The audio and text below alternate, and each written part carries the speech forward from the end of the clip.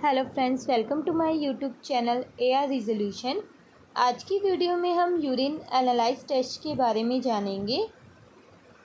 Urine analyse test क्या होता है, यूरिन एनालाइज टेस्ट को किस किस नाम से जाना जाता है, यूरिन एनालाइज टेस्ट क्यों कराया जाता है, यूरिन एनालिसिस टेस्ट के लिए किस वक्त का सैंपल देना चाहिए और इस टेस्ट को करवाने जाने से पहले क्या क्या सावधानी बरतनी चाहिए और इस टेस्ट के अंदर कौन कौन से पैरामीटर्स आते हैं। तो यूरिन टेस्ट जो हम कराते हैं, यूरिन एनालाइज टेस्ट, वैसे उसमें 3 मेन पैरामीटर्स होते हैं। फिजिकल एग्जामिनेशन होता है, उसमें केमिकल एग्जामिनेशन होता है और माइक्रोस्कोपिक एग्जामिनेशन होता है। तो इस वीडियो में हम जो डिटेल से डिस्कशन करेंगे वो ओनली फिजिकल एग्जामिनेशन के बारे में करेंगे। इसके अलावा मैंने इस वीडियो के 2 पार्ट और बनाए हैं जिसमें हम केमिकल एग्जामिनेशन और माइक्रोस्कोपिक एग्जामिनेशन के बारे में डिटेल से जानेंगे कि अगर किसी भी पैरामीटर के चेंजेस होते हैं तो वो किस रीज़न से होते हैं, वह सब हम इन वीडियोज़ में डिटेल से जानेंगे। जैसे कि सबसे पहले हम यह जान लेते हैं यूरिन एनालाइज टेस्ट क्या होता है। तो यूरिन एनालाइज टेस्ट आपका यूरिन का टेस्ट होता है। यूरिन मीन्स टॉयलेट, मूत्र जो होता है हमारा, ये उसका टेस्ट होता है और इस टेस्ट को कराया जाता है को हमारी किडनी से रिलेटेड डिजीज़ को जानने के लिए या फिर यूरिनरी ट्रैक्ट इन्फेक्शन के बारे में जानने के लिए। यूरिनरी ट्रैक्ट क्या होता है? तो यूरिनरी ट्रैक्ट होता है आपका यूरिन से लेके यूथ्रा तक का पार्ट जो होता है, जो अटैच होता है, वो सब आपका यूरिनरी ट्रैक्ट में आता है। तो हमें जो है इस टेस्ट से urinary tract infection, kidney disease या डिसऑर्डर्स जो होती है किडनी से रिलेटेड या डायबिटीज़, इन सब के बारे में इस टेस्ट के थ्रू पता चलता है। और यह जो टेस्ट कराया जाता है, इस टेस्ट में आपकी अपीयरेंस, कंसिस्टेंसी और कंटेंट ऑफ यूरिन जो है उसको चेक किया जाता है और इस टेस्ट की मदद से आपका क्लाउडी जो होती है वो क्लियर है या नहीं, यह भी पता चलता है। तो यूरिन एनालाइज टेस्ट को किस किस नाम से जाना जाता है? तो इसे urine examination test, urine routine test, urine RM, urine microscopic test या यूरिन एनालाइज टेस्ट के नाम से जाना जाता है। इस टेस्ट को इन सभी नामों से जाना जाता है और यह मेल्स और फीमेल्स दोनों का ही कराया जाता है। और यूरिन एनालाइज टेस्ट जो है वो आज के टाइम पे कॉमन टेस्ट हो गया है, जो कि हर किसी को हर मंथ कराना ही चाहिए, हर एक मंथ पे कराना चाहिए, ताकि अगर आपकी यूरिन में कोई भी इन्फेक्शन वगैरह अगर यूरिन की रिपोर्ट में आता है तो उसकी मदद से उसके बिहाफ पे आप बाकी अदर टेस्ट करा सकते हैं। और अब जानते हैं यूरिन एनालाइज टेस्ट क्यों करवाया जाता है। तो यूरिन एनालाइज टेस्ट मेन कराया जाता है आपका to check your overall health, आपकी जो ओवरऑल हेल्थ कंडीशन होती है उसको जानने के लिए यह टेस्ट कराया जाता है। चाहे कोई मेडिकल कंडीशन, मेडिकल एग्जामिनेशन के लिए या प्रेगनेंसी चेकअप है या किसी भी सर्जरी से पहले जो है यह टेस्ट कराया जाता है। यह एक तरीके का स्क्रीनिंग टेस्ट होता है जो कि हमारी बॉडी में डिसऑर्डर्स जो होती हैं उनका पता लगाता है। डायबिटीज़ हो गया, किडनी से रिलेटेड डिजीज़ हो गई या लिवर से रिलेटेड डिजीज़ हो गई, उनका पता चलता है। To check diagnose a medical condition, अगर किसी पेशेंट का ऑलरेडी किसी चीज़ को लेकर ट्रीटमेंट चल रहा है, जैसे कि abdominal पेन क्या होता है? पेट से रिलेटेड दर्द, पेट में दर्द, या बैक पेन है, या फ्रिक्वेंटली और पेनफुल यूरिनेशन है, या ब्लड जो है यूरिन के साथ साथ ब्लड पास आउट हो रहा है, यूरिनरी प्रॉब्लम जो हो रही है, उन सबको भी जानने के लिए मेडिकल कंडीशंस के लिए जो है यूरिन एनालाइज टेस्ट कराया जाता है। इसके बाद हम जानते हैं इसके अलावा टू मॉनिटर मेडिकल कंडीशन, अगर किसी पेशेंट का मेडिकल मीन्स ट्रीटमेंट चल रहा है किसी चीज़ से रिलेटेड, तो उसको जांचने के लिए यह टेस्ट कराया जाता है कि पहले के अकॉर्डिंग जो है यह बीमारी अब जो भी डिजीज़ हो रखी है वो कम हुई है या नहीं हुई है। फिर उसके बाद जानते हैं कि यूरिन एनालाइज का टेस्ट कराने के लिए किस वक्त का सैंपल देना चाहिए। तो इस टेस्ट को कराने के लिए ज़रूरी नहीं आप एम्प्टी स्टमक या कुछ खा पी कर सैंपल दें, आप कभी भी सैंपल दे सकते हैं। बट अगर एक एज अ जैसे कि मैं DMLT की स्टूडेंट हूँ, तो मैं यही सजेस्ट करूँगी आप मॉर्निंग का सैंपल दीजिए, और जो सैंपल होता है वो थोड़ा सा पास हो, मतलब थोड़ा सा यूरिन निकल जाने के बाद फिर 2 सेकेंड यूरिन को होल्ड कीजिए। होल्ड करने के बाद जो मिड स्ट्रीम टाइम का जो सैंपल होता है, आपको वो सैंपल जो है वो देना चाहिए। अब इस टेस्ट को कराने जाने से पहले क्या क्या सावधानी बरतनी चाहिए? तो यूरिनरी ओपन जो आपका यूरिनरी पार्ट होता है उसको प्रॉपर्ली क्लीन कर लीजिए।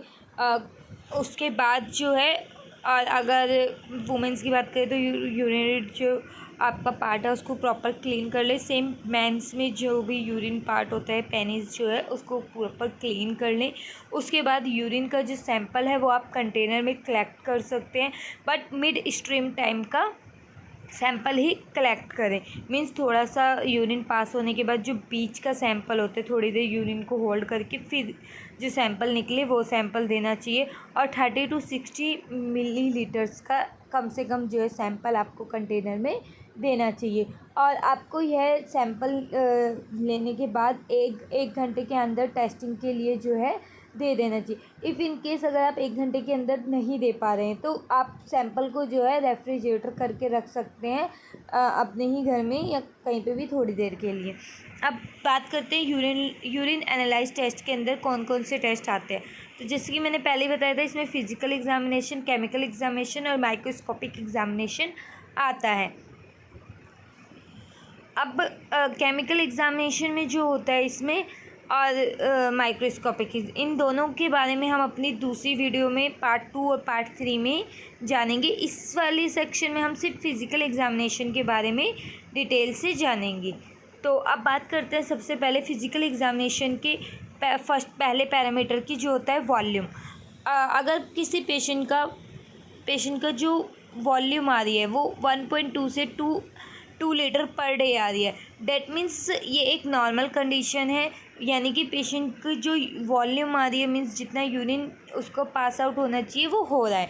अगर पॉलीयूरिया है, मीन्स अगर पेशेंट जो है वो 2000 से ज़्यादा ml जो है एक दिन में यूरिन जो है वो पास आउट कर रहा है, तो उस कंडीशन में क्या होगा, पेशेंट इंगेज या तो ज़्यादा पानी जो है वो ज़्यादा पी रहा है, या फिर डायबिटिक मेलिटस हो सकता है, या इंस्पिडस की कंडीशन हो सकती है।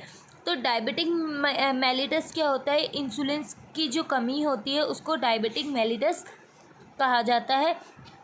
और अगर बात करें डायबिटिक इंसिपिडियस की, तो यह एक ऐसी कंडीशन होती है जिसमें एंटी डायबिटिक हार्मोन जो है वो काम करना जो है वो बंद कर देते हैं, जिससे यूरिन फ्लो जो है वो बढ़ जाता है। इस कंडीशन में पेशेंट को डायबिटीज़ नहीं होता है, पर उसको जो यूरिन फ्लो जो है वो ज़्यादा होने लग जाता है, जिसकी वजह से पेशेंट को 2000 मिलीलीटर पर डे से ज़्यादा जो है यूरिन पास आउट होता है। दूसरी कंडीशन होती है ओलिगुरिया। अगर पेशेंट को 500 लीटर से कम पर डे जो है 500 लीटर से कम जो है वॉल्यूम आई है यूरिन की, तो वो कंडीशन हो सकती है dehydration, shock, accurate glomerulus and renal failure.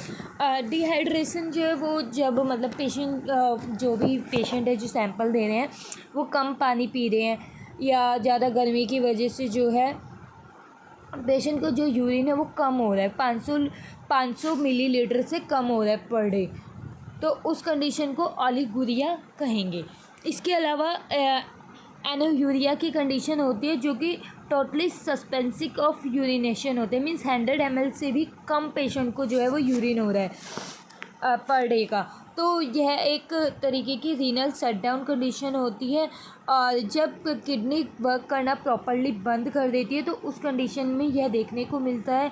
और जब ऐसी कंडीशन पाई जाती है तो पेशेंट को कैथलेट लगाना पड़ सकता है। अब बात करते हैं फिज़िकल एग्जामिनेशन के सेकंड पैरामीटर की, मीन्स कलर की। अगर पेशेंट के यूरिन का कोई कलर नहीं है, ट्रांसपेरेंट है, तो दैट मीन्स यह एक नॉर्मल कंडीशन है।